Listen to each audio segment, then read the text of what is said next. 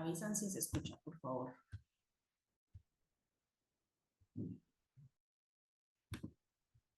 ¿Me escuchan?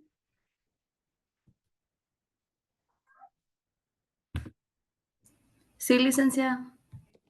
Gracias, Andrea. Bueno, vamos a comenzar de una vez porque ustedes ya comienzan exámenes la otra semana, ¿verdad? Si no estoy mal, comienzan el día martes. Entonces, y nuestro examen es jueves de la próxima semana. Si se dieron cuenta, ya en el Classroom tienen los folletos. La semana pasada vimos un par de hojas de trabajo relacionadas con los principios del derecho tributario. Un análisis de una sentencia relacionada con el principio de doble o múltiple tributación, ¿verdad? Y una hoja de trabajo que tenía relación con la ley del presupuesto. Si se dan cuenta, nosotros mencionábamos o les había dicho en varias ocasiones del tema este de los ingresos o los recursos públicos. Ya habíamos visto su clasificación, pero dentro de eso pues había mucha relación en relación con el Código Tributario y con la Constitución. Ustedes pudieron darse cuenta, solo les voy a molestar que pongan su cámara, por favor. Pudieron darse cuenta que con este tema de los principios, ¿verdad? Hay principios del derecho financiero y nosotros vimos que habían 3 clasificaciones y dentro de las clasificaciones pues están los principios del derecho tributario, ¿verdad? Ya cuando entremos a nuestro derecho tributario vamos a ver puntualmente de manera más extensa los principios del derecho tributario. Pero con este tema de los principios, si se dan cuenta, el parangón legal realmente para ellos es la Constitución en el artículo 239 y 243 de la Constitución, ¿verdad? Entonces, cuando ustedes tuvieron que analizar la sentencia de doble o múltiple tributación, lo que fuera que ustedes pudieran leer pues esta sentencia de la Corte de Constitucionalidad y pudieran establecer cuáles habían sido los argumentos para considerar que había una doble o múltiple tributación dentro de la sentencia que ustedes habían analizado. Me comentaron que estaban un poquito miedosos ahí de pasar al frente y que bueno, ya no pasaron individual, sino que pasaron en grupos. La tarea era individual, ¿verdad? Independientemente hayan pasado en grupos ahí para respaldarse un poquito con el tema de la seguridad al momento de hablar. Y sí es importante que lo hagamos de manera individual, porque recuérdense que yo les mencionaba, el primer parcial tal vez fue muy doctrinario, pero el segundo parcial en adelante, les podría decir, viene a ser un poquito más práctico, ¿verdad? Dentro de los principios del derecho tributario, si se dan cuenta, esta presentación que es de los principios es un resumen del folleto que ustedes tuvieron que haber leído ya sobre los principios del derecho tributario, ¿verdad? Entonces, Alison Reyes, ¿qué es un principio? Pienso que es algo que ayuda a regir,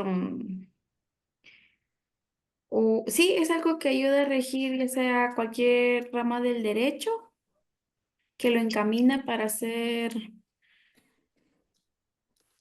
de algún tipo como público o privado. La sentencia que usted analizó, ¿sobre qué era? Era sobre la doble tributación que estaba pagando Pollo Campero. ¿Por qué? Em, no me acuerdo bien, Lick, disculpe. Eso significa que no la hizo. Sí, sí, la entregué. ¿Qué impuestos eran los que estaban vulnerándose? Uy,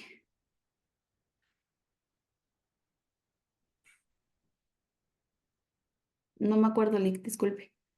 Madeline García, la sentencia que usted analizó, ¿Sobre qué era? Ah, claro, era la doble tributación, todos eran relacionados con la doble tributación, ¿verdad? Las sentencias, pues cada quien tenía que elegir una sentencia y esa sentencia vulneraba el principio de doble tributación. ¿Por qué? La suya, ¿por qué? Ahora mismo solo la estoy abriendo. Era sobre una exportación, entonces hablaba sobre los tributos que pagaba, por ejemplo, aquí dentro de Guatemala y los tributos para poder salir e ingresar al nuevo país. Exportación de productos, de combustible. Es de petróleo, de hecho. Ahí está. Ujú. Ujú. ¿Y qué establecía la Corte? Dieron lugar a la apelación definitivamente porque vulneraba el principio constitucional de doble tributación, establecido que no podía. También declararon inconstitucional el decreto, ahorita lo estoy abriendo. Era un decreto en donde regulaba o estipulaba un segundo y un tercer impuesto sobre la exportación del petróleo. Entonces, por ende, era contradictorio con la orden, con el principio constitucional. Entonces, sí otorgaron el amparo. Ok. Ujú.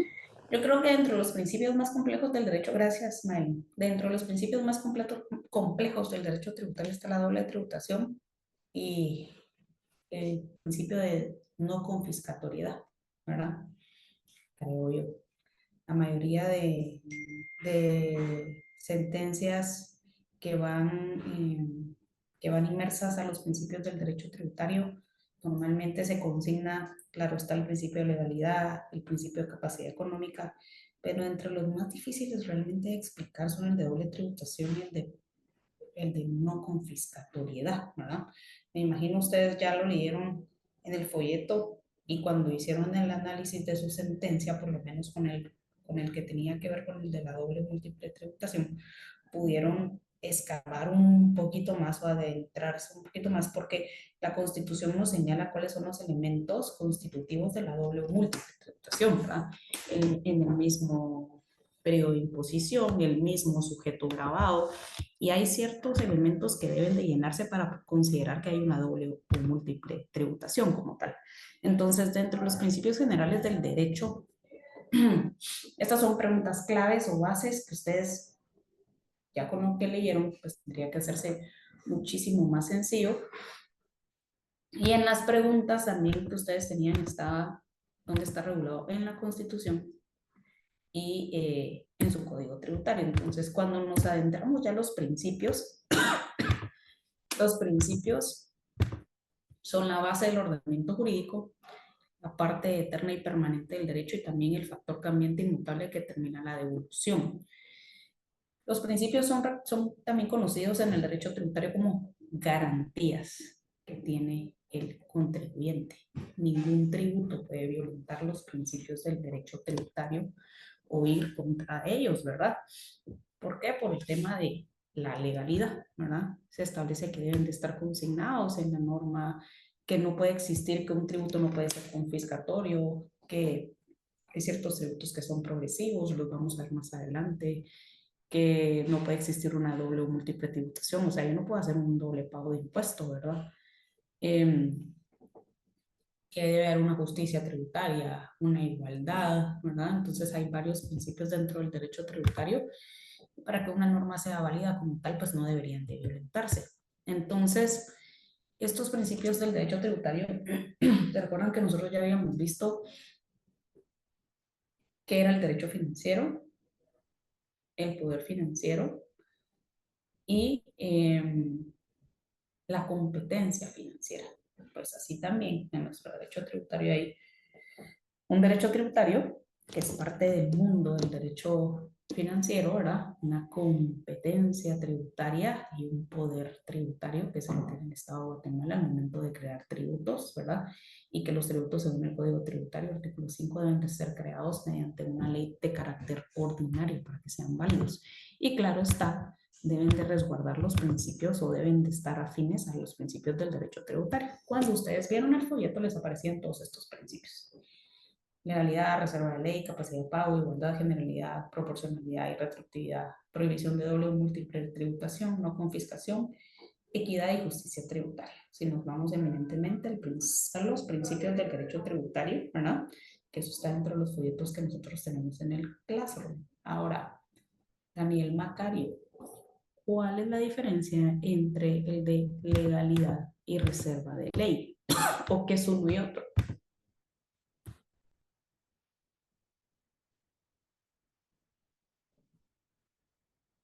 Buenas tardes.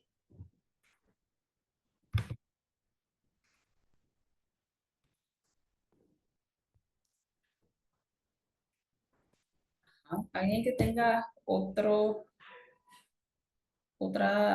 perspectiva en relación al de reserva de ley sobre todo?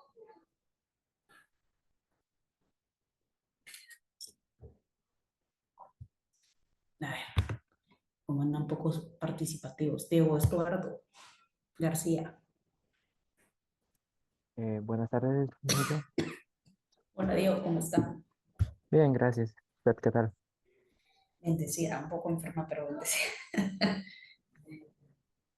A ver, cuéntenos, ¿qué es el de reserva de ley?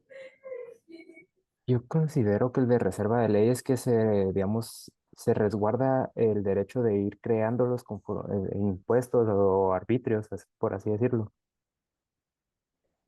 Pero ¿cómo así que se resguarda el derecho de ir creando? ¿Cómo así? Que los puede ir creando conforme el tiempo. No tienen que estar ya establecidos, sino que los puede ir creando en diversos momentos. A ver, le voy a dar un punto extra a quien me diga qué es el de reserva de ley de manera correcta. ¿Qué es el principio de reserva de ley? Ya lo tuvieron que leer. ¿Qué es el principio de reserva de ley? Licenciada, buenas tardes. Sí.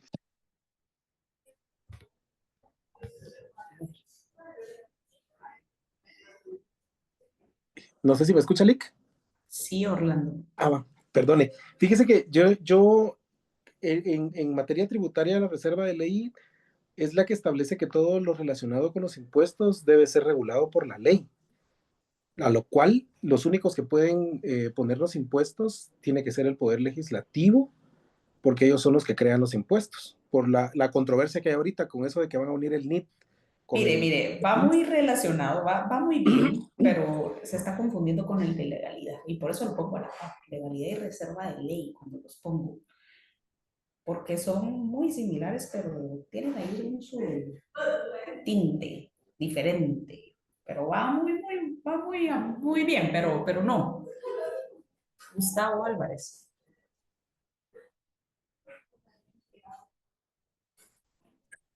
Sí, licenciada, con lo que yo tengo entendido, la reserva de ley que establece que la modificación, la creación, la derogación, pues en materia tributaria solo puede hacerse mediante la ley. Lo que entiendo yo es que no pueden crearse solo porque sí, sino sí tiene que ver una ley vigente positiva que regule esas modificaciones, la creación o la ampliación. ¿Va? Esa es legalidad. ¿Qué es reserva de ley? Analicemos. Las normas se los está diciendo, solo que hay que interpretarlo, por así decirlo. Me voy a dar mi punto a mí misma. A ver, Andrea. Yo entiendo que el principio de legalidad, No, legalidad no, reserva de ley. el de reserva, establece que sí tiene que ver con la ley porque la ley es la que tiene la capacidad para crearla, modificarla. Y creo que esa es como la diferencia que tienen. Vamos a ver. La legalidad establece que todo debe estar plasmado en una norma, ¿verdad? Para que sea válido. Y esos, me imagino yo, a ver, el último, Román Estrada.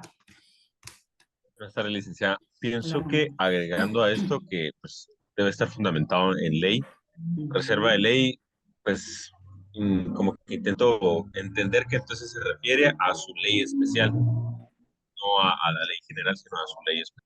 ¿Leyeron el folleto de principios del derecho tributario? La reserva de ley es el proceso que debe de seguirse para crear un tributo, conforme al principio de legalidad, o sea, a lo que está plasmado en la norma. Entonces, ¿qué es primero? Primero se sigue un proceso, por eso mencionaba alguien ahí la modificación, la creación. ¿Pero qué es eso? Son procesos. Entonces, la reserva de ley es el proceso que debe seguirse para crear el tributo. Y el tributo debe estar resguardado en una norma para que sea válido, ¿verdad? Contenido en una norma de acuerdo al proceso de carácter ¿qué? Legislativo. Alguien decía ahorita el tema del NIT, de la Superintendencia de Administración Tributaria, ¿verdad? Alguien lo tocó por ahí. De hecho, podría ser de repente tema de examen. ¿Por qué? Porque ustedes que seguramente ya vieron su derecho constitucional y que ya tienen conocimiento de los principios del derecho tributario, ojo acá porque no se está creando un tributo, ¿verdad? Con lo del NIT no se está creando un tributo. Pero hay disposiciones ahí que violentan posiblemente ciertos principios o más que eso, derechos, ¿verdad? No sé cuál es su perspectiva con eso, pero en el tema de alguien por acá hace ratito nos hizo la relación entre el NIT y el DPI, ¿verdad? No sé quién era, pero ¿por qué nos hacía ese comentario? Era yo, licenciada, porque según lo que, o sea, todo el mundo cree y piensa, es de que al momento de que se unifique el NIT con el número de DPI, se van a perder muchos principios de reserva. Por ejemplo, el secreto bancario, que es muy importante. La gente que recibe muchas remesas de Estados Unidos piensa de que va a pagar un impuesto por las remesas que está recibiendo, que la SAT los va a tener más controlados de cuánto dinero tienen, cuánto dinero está ingresando, pero cuando se creó la ley del RENAP, ya se establecía de que poco a poco, gradualmente, se iba a utilizar únicamente el CUIN como un número de identificación para todo. Y si nos damos cuenta, las licencias de conducir tienen nuestro número de DPI, porque ya no tienen otro número más que ese. Ahorita lo único que se hizo fue de que con el paso que se va a dar es cambiar ya no crear más números, sino que utilizar el número de identificación que tenemos, pero no se está diciendo que se va a crear un tributo extra, porque el que debe de crear eso tendría que ser el Congreso, en todo caso. Pero claro, hay algunas cosas que van a cambiar, como todo el mundo dice, lo que les mencionaba de lo del secreto bancario. No sé qué otros derechos más se vayan a violentar, licenciada, perdón. La privacidad de datos. Eso. Ese es fundamentalmente, porque no es tanto el secreto bancario, viene a ser información confidencial. Y solo se puede obtener la información confidencial o sensible de una persona mediante orden judicial, según la Constitución, porque al final son garantías, ¿verdad?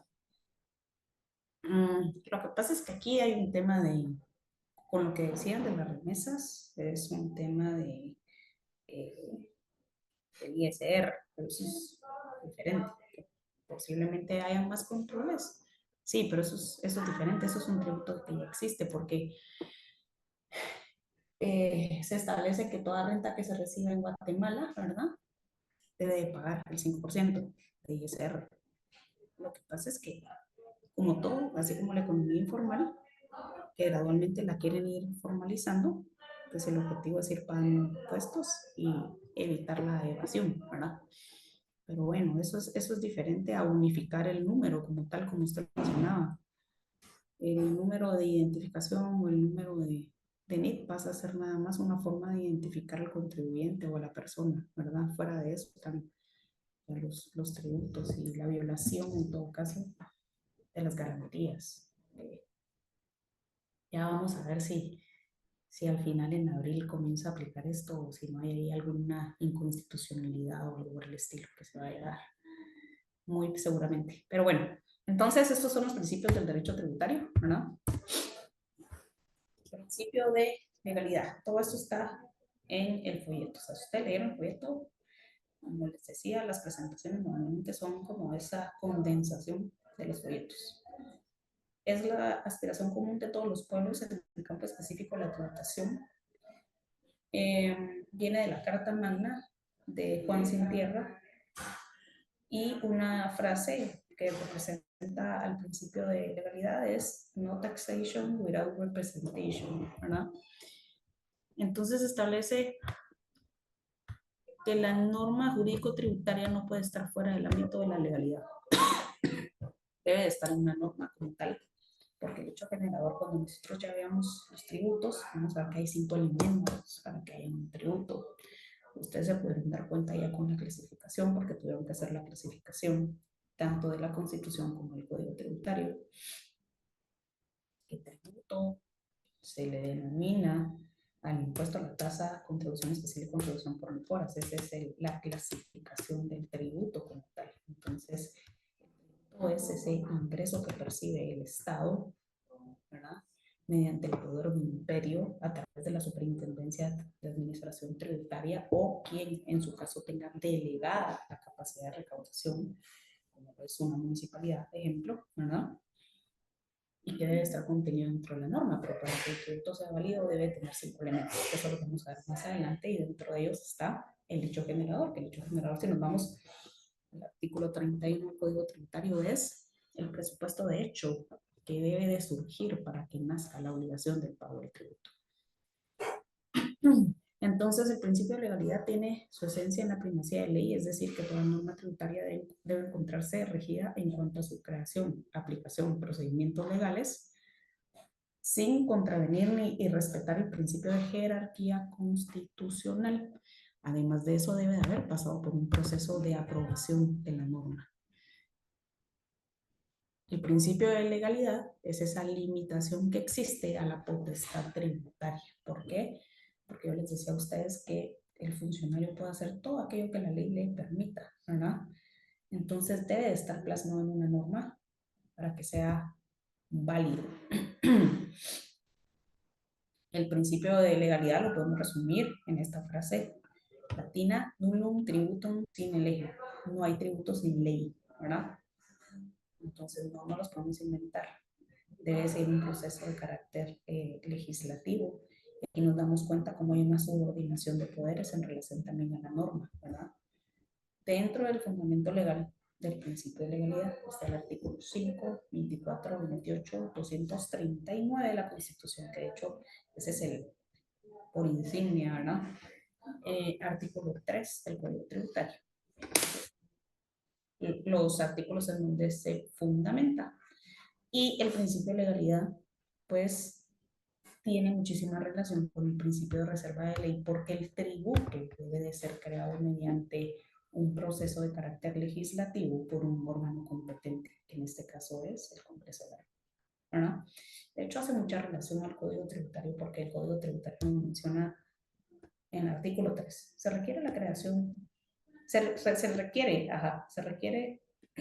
la creación de una norma para, y en el primer supuesto nos establece la creación de impuestos ordinarios, extraordinarios, pensiones, contribuciones especiales. Entonces eso quiere decir que debe seguir un proceso legislativo. Y ese proceso que se crea y que lo autoriza o que lo lleva a cabo un órgano competente, porque es mediante una ley ordinaria, se le denomina pues reserva de ley. O sea, tuvo que haber cumplido la reserva de ley. ¿Qué quiere decir eso? El proceso adecuado para su creación, ¿verdad?, y aprobación por el Congreso de la República.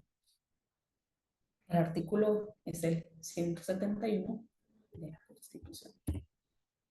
Después tenemos el principio de capacidad de pago. Los tributos deben ser establecidos en función de la capacidad económica de cada contribuyente a quien va dirigido. Este principio individualiza la carga tributaria para cada contribuyente de acuerdo a su situación financiera en la sociedad. De hecho, uno de los principios que podría en todo caso representar muy bien la capacidad de pago, capacidad económica, es ejemplo para los que prestan servicios. Ejemplo, si somos pequeños contribuyentes y prestamos servicios, emitimos una factura y la factura se va a pagar de acuerdo al monto que se emita, un porcentaje, ¿verdad? Entonces, según lo recibido, asimismo es un tributado, ¿verdad? Este principio obliga al Estado a aplicar el cobro del tributo de forma justa y equitativa. Hay muchos principios del derecho tributario que van amarrados entre sí, si se dan cuenta, que tienen muchísima relación. Entonces, por eso es que cuando ustedes analizaron la sentencia, se pudieron dar cuenta que normalmente no solo se ataca el principio de doble tributación, sino también el de capacidad económica, posiblemente el de justicia tributaria, el de legalidad, ¿verdad? O sea, se atacan, así que se amarran varios principios del derecho tributario. Entonces establece a mayor riqueza, mayor impuesto. Este principio está regulado en el artículo 243 de la Constitución.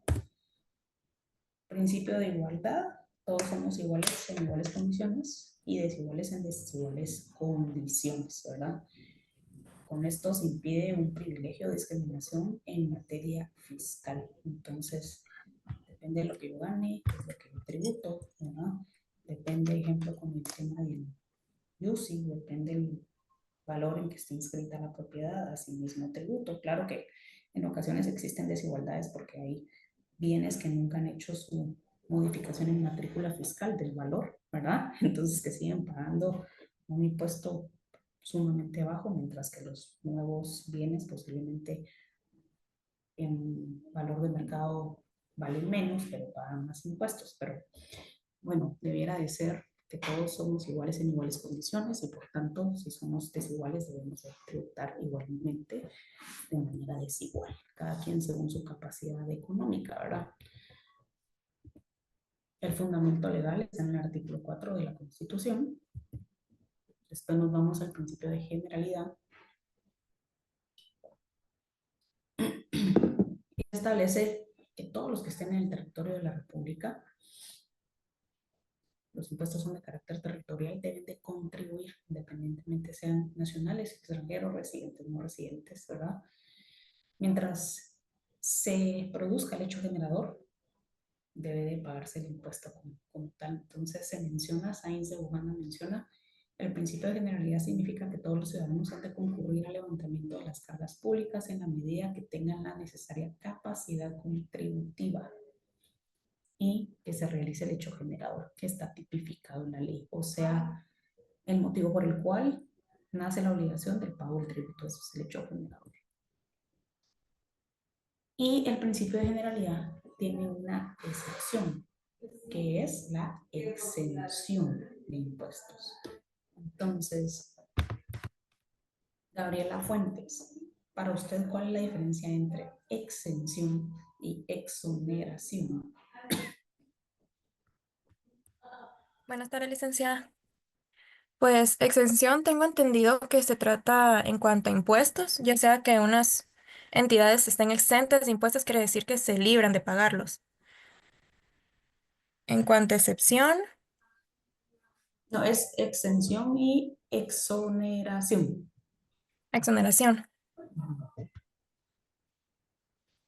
En exoneración no lo sé, licenciada. Vamos a ver a Dalis Dayana.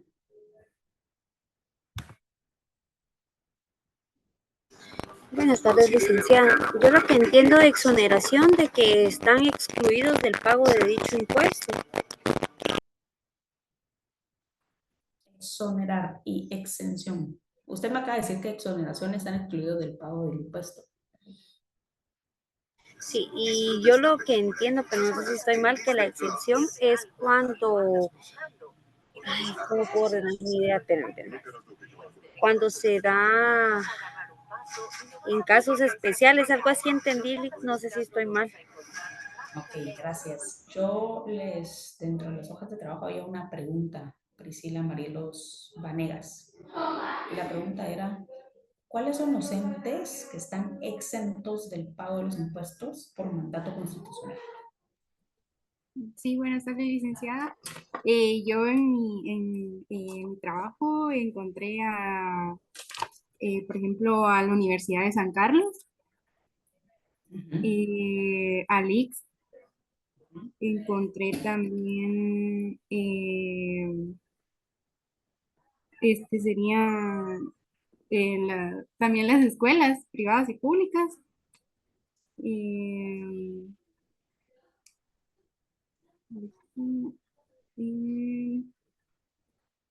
También está...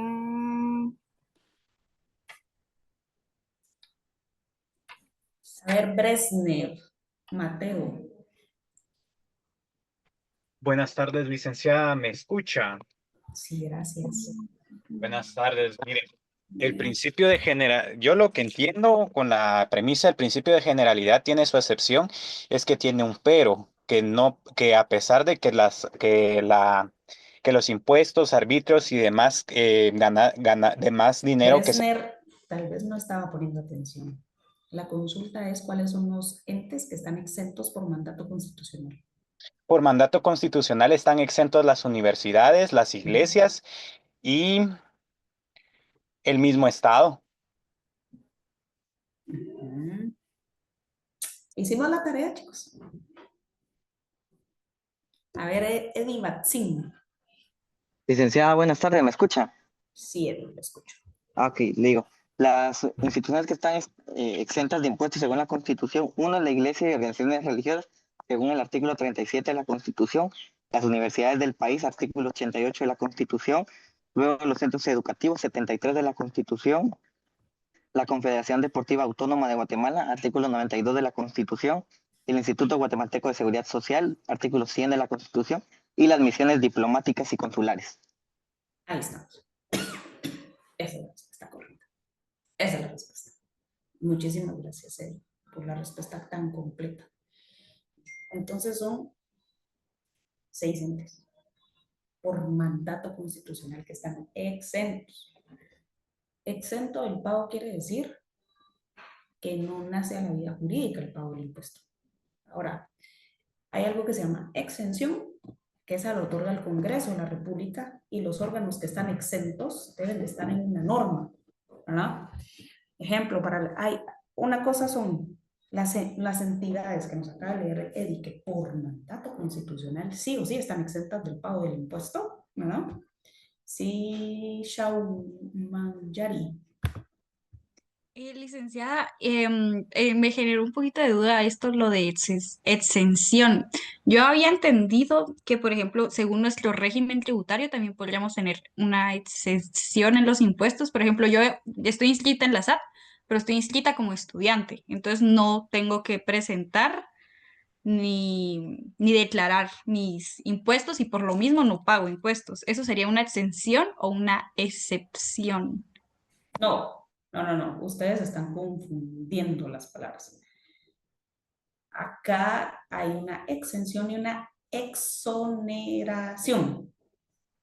Si ustedes leen, la frase esta es: la excepción al principio de generalidad es la exención. Ahora, ojo, hay entes que están exentos por mandato constitucional. Sin embargo, eso no quiere decir que la exención debe ser declarada por el Congreso si está en ley ordinaria. Si es la exención a algún tributo, debe estar declarada en una ley por el principio de legalidad, en una ley ordinaria. En este caso, si usted por ser estudiante, ¿por qué por ser estudiante no va a pagar impuestos?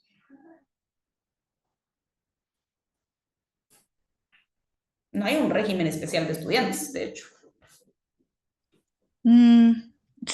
Pues yo estoy inscrita así, no sé, pues yo estoy inscrita así. O sea, yo entiendo que no tengo que declarar, porque impuestos pago, pues impuestos pago cuando voy a comprar al súper, cuando Pero usted tiene genero NIT. cualquier tipo de comercio, sí, ajá. ¿Usted trabaja en relación de dependencia? No, Eso quiere decir que entonces usted debería declarar a cero. pero es que cuando yo me inscribí, puse estudiante, entonces desde ahí yo me meto ahí a la SAT y no me sale nada. O sea, no me sale ni que tengo misos, ni nada. Por eso le preguntaba, pero no sé si... Habría que verificar bien, porque puede ser que entonces usted esté inactivo.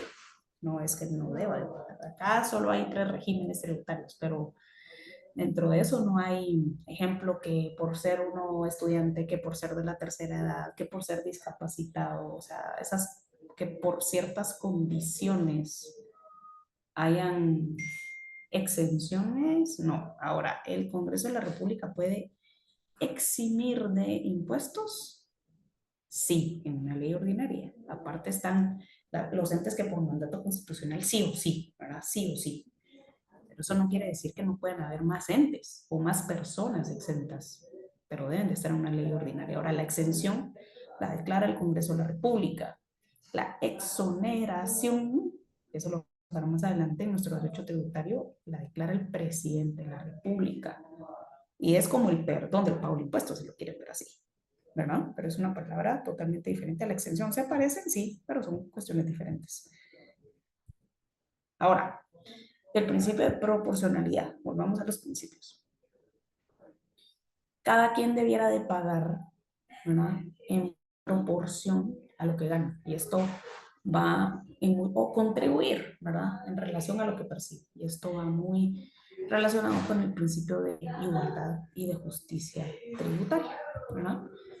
El de irretroactividad es lo mismo que el de irretroactividad en la ley penal, irretroactividad en la ley laboral, ¿verdad? La naturaleza jurídica del principio de retroactividad es la premisa según la cual, en la generalidad de circunstancias, se prohíbe, con base en la preservación del orden público y con finalidad de plasmar la seguridad y estabilidad jurídica, que una ley tenga efectos con anterioridad a su vigencia, salvo circunstancias especiales que favorezcan tanto al destinatario de la norma como a la consecución de la misma. O sea, hay retroactividad cuando favorece al contribuyente, ¿verdad? Fundamento legal 15 de la Constitución, 7 del orden judicial y 66 del Código Tributario. La doble tributación, ¿verdad?, se concreta cuando un mismo sujeto pasivo durante un mismo periodo fiscal es grabado por haber realizado un mismo hecho generador por uno o más sujetos activos, ya sea que se trate del gobierno central o del gobierno local o municipal, imponiendo el pago de 2 o más tributos. Por eso es doble o múltiple. Hay 2 o más tributos en el mismo periodo de tributación, es el mismo sujeto el afectado por el mismo objeto, por el mismo hecho generador, por la misma causa, ¿verdad? Entonces, coinciden muchos elementos, un elemento temporal, personal, y hay más de un tributo por la misma razón. Entonces, ¿cuáles son las premisas a considerarse? Uno o diversos sujetos activos, uno o varios hechos imponibles, uno o varios sujetos pasivos, y hay un doble gravamen. Artículo 243 de la Constitución, ese era el artículo que debían de analizar para la sentencia que eligieron de la Corte de Constitucionalidad. Principio de confidencialidad. Aquí está el resguardo de la información, ¿verdad? La información es confidencial, y acá viene lo que les decía en relación a la información sensible. Artículo 24 de la Constitución y 68 del Código Tributario. No confiscación quiere decir que el tributo no puede ser más alto o más gravoso de lo que yo realmente percibo, ¿verdad?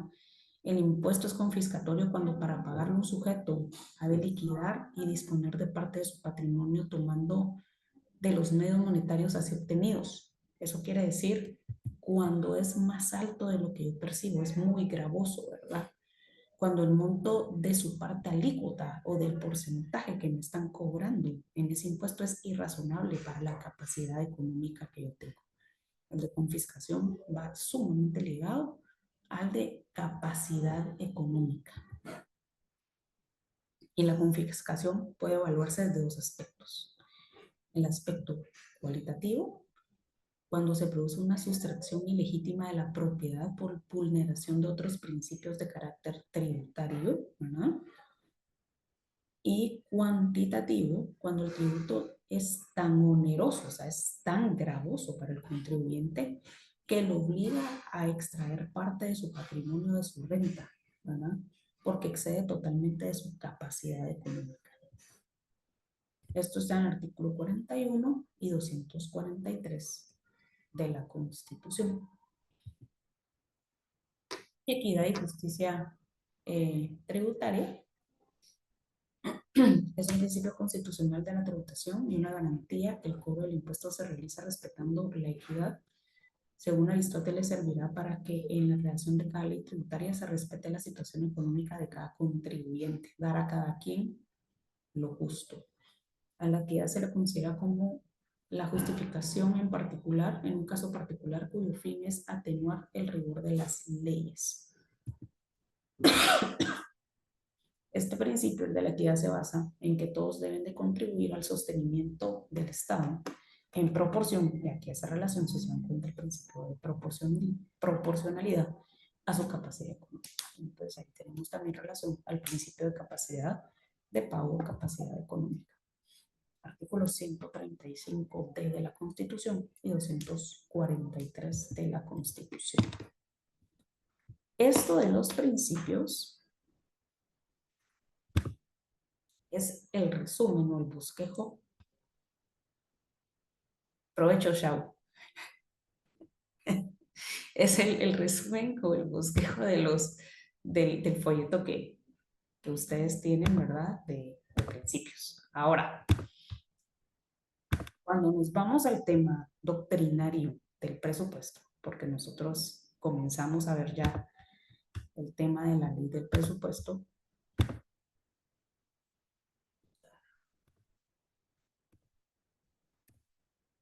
ustedes se dan cuenta que dentro de la ley del presupuesto,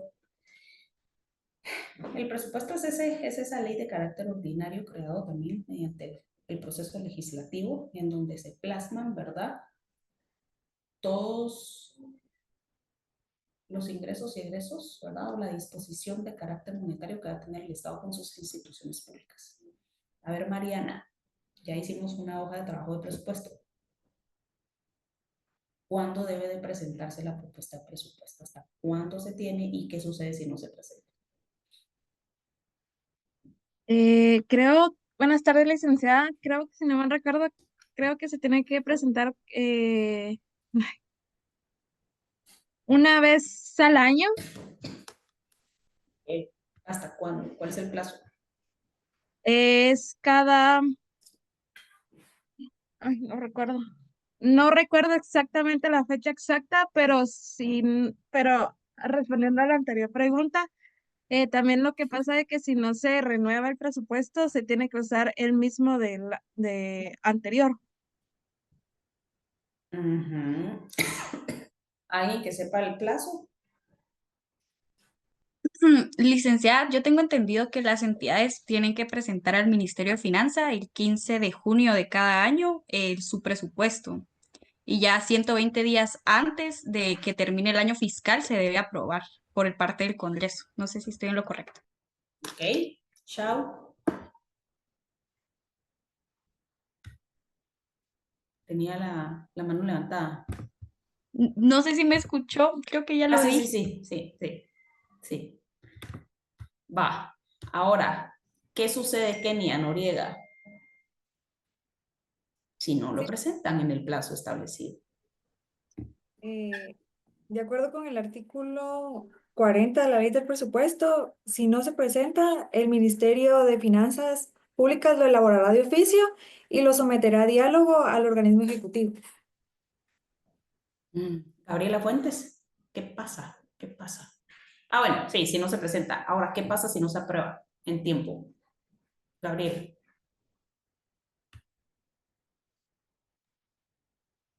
¿Era el donde se utilizaba el del año anterior?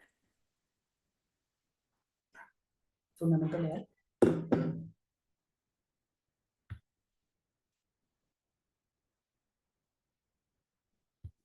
¿Cuál es el fundamento, Gabriela?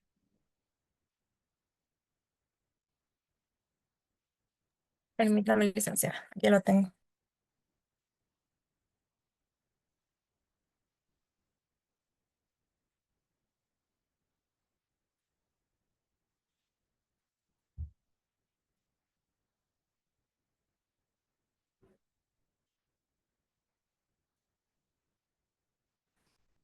Es el 171B de la Constitución.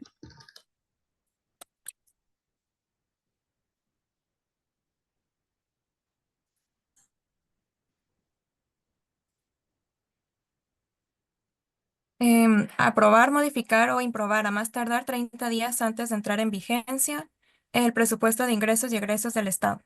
El Ejecutivo deberá enviar el proyecto de presupuesto al Congreso por 120 días de anticipación a la fecha en que principiará el ejercicio fiscal.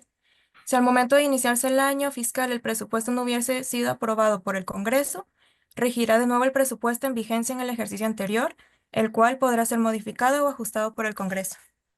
O sea, ahí está la respuesta a las 3 preguntas anteriores. Muchísimas gracias, Gabriela. Muy amable. Entonces, ¿qué es el presupuesto? ¿Verdad? El presupuesto pues tiene su nacimiento en un área económica financiera, ¿verdad? Es la cantidad de dinero que se estima que será necesaria para hacer frente a ciertos gastos. ¿Se recuerdan que nosotros cuando vimos el primer folleto que vimos en clase, que fue finanzas personales y las empresas, estaba el elaborar un presupuesto, ¿verdad? Y por qué era tan importante el conocer nuestros activos y nuestros pasivos para tomar ciertas decisiones financieras? Pues así, igual es el presupuesto del Estado, solo que ya en macro. El presupuesto es el límite de gastos que una entidad puede realizar durante un año. Ustedes tómenlo como que fuera su salario. Se supone que eso debería de ser lo que ustedes mensualmente podrían gastar. De lo contrario, entonces ustedes ya optan por ciertas decisiones que son el endeudamiento, por ejemplo, ¿verdad? De acuerdo a los ingresos que espera recibir, y debe de ser la expresión financiera de los programas y proyectos que ejecutará para alcanzar los objetivos del plan de gobierno. ¿Por qué el plan de gobierno? Porque dentro del plan de gobierno están las necesidades y derivado de las necesidades nacen los servicios públicos y de los servicios públicos pues hay una cantidad, ¿verdad?, de dinero que debe utilizarse para poder cumplir esa obligación. ¿Por qué es necesario elaborar un presupuesto en el sector público? La elaboración del presupuesto permite estimar los recursos, que son los recursos sinónimo ingresos, ¿verdad?, con que vamos a contar y distribuirlos de acuerdo a las prioridades del gobierno, o sea, las necesidades en las distintas instituciones. El presupuesto es el límite de gasto que cada una de las entidades tiene para realizar las actividades requeridas, para alcanzar sus planes y objetivos a través de programas y proyectos. ¿Qué normas rigen el presupuesto? Si nos vamos de mayor a menor, está la Constitución Política de la República, la Ley Orgánica del Presupuesto, ¿verdad? Esas son las 2 normas que por primacía rigen el tema del presupuesto. Ahora, hay una palabra clave acá. Ahora, yo siempre les he dicho, sistema es un conjunto de algo.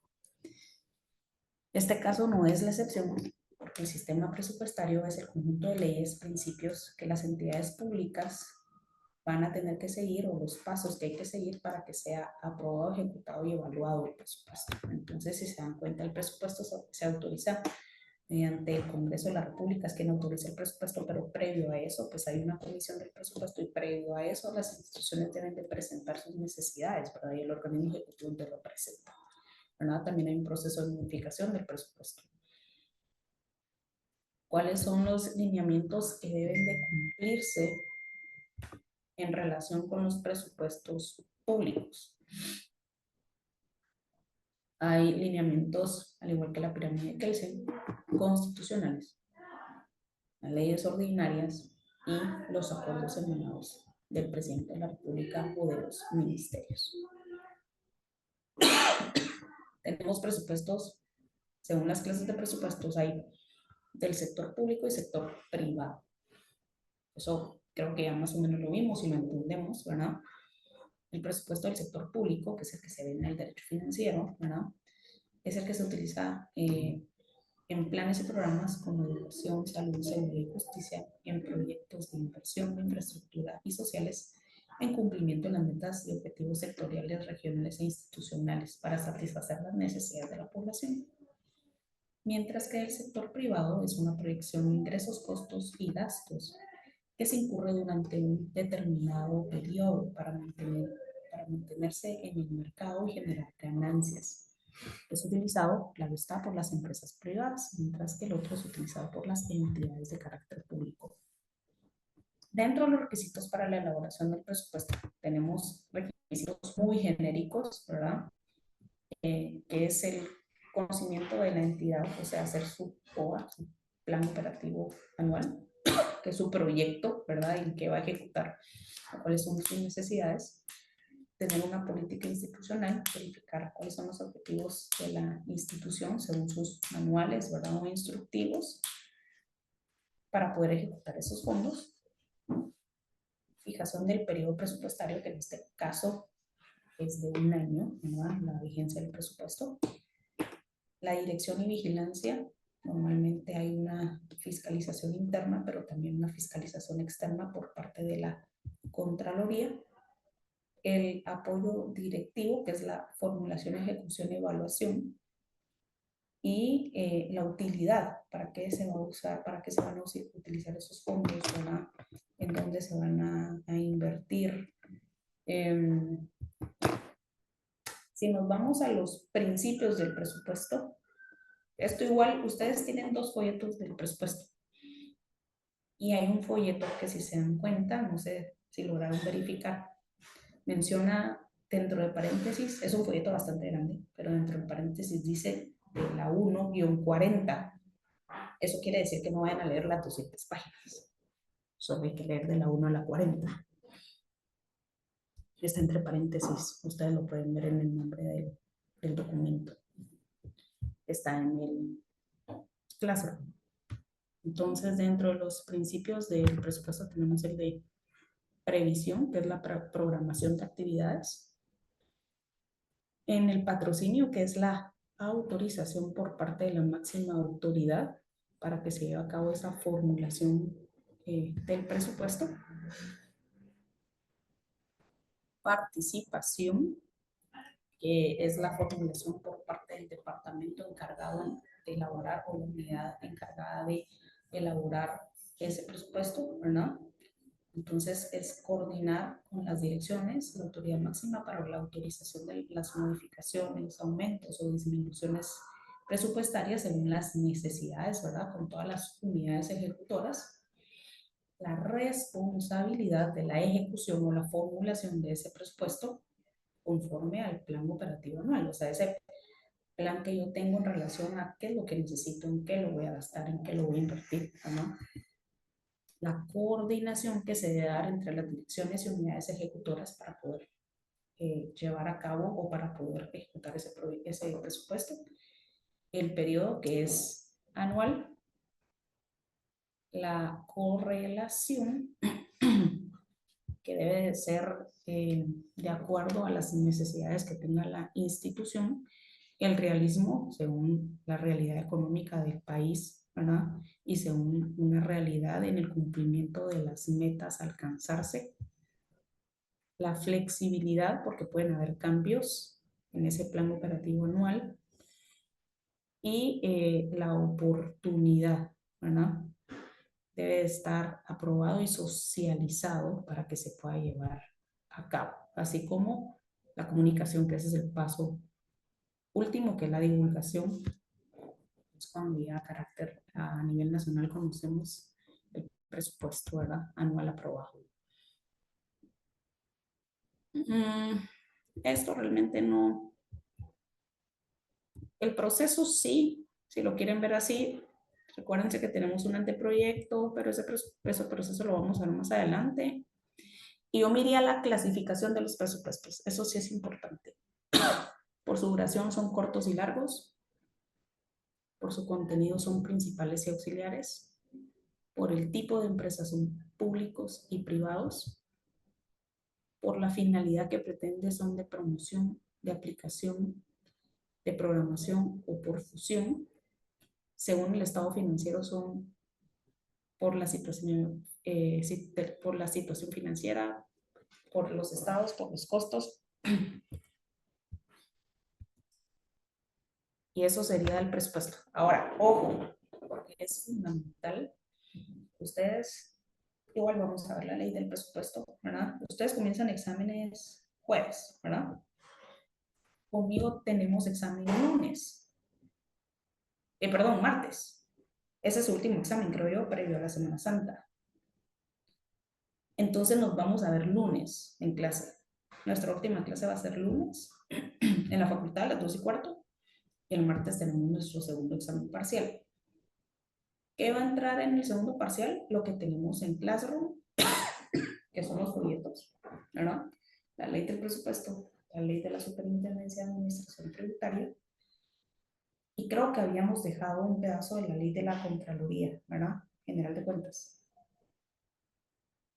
O miento, ustedes me corrigen.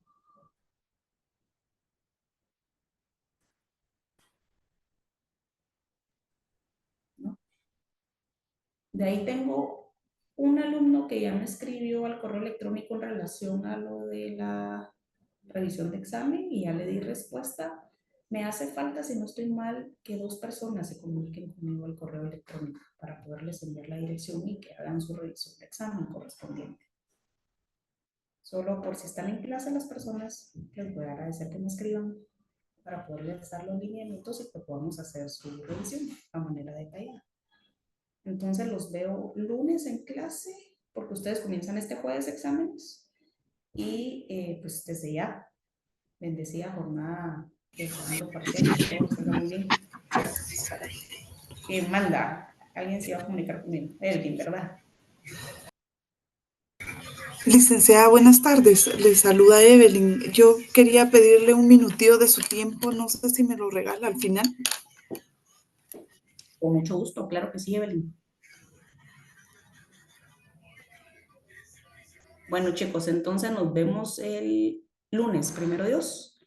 El jueves no los veo porque ustedes comienzan parciales y los veo el lunes en clases, por favor. Que pasen feliz tarde, bendecida semana. Me quedo con usted, Evelyn. Gracias, licenciada. Fíjese que no le quiero quitar mucho su tiempo, de verdad. Fíjese que yo tuve un problema el jueves. Yo no pude ir a clase.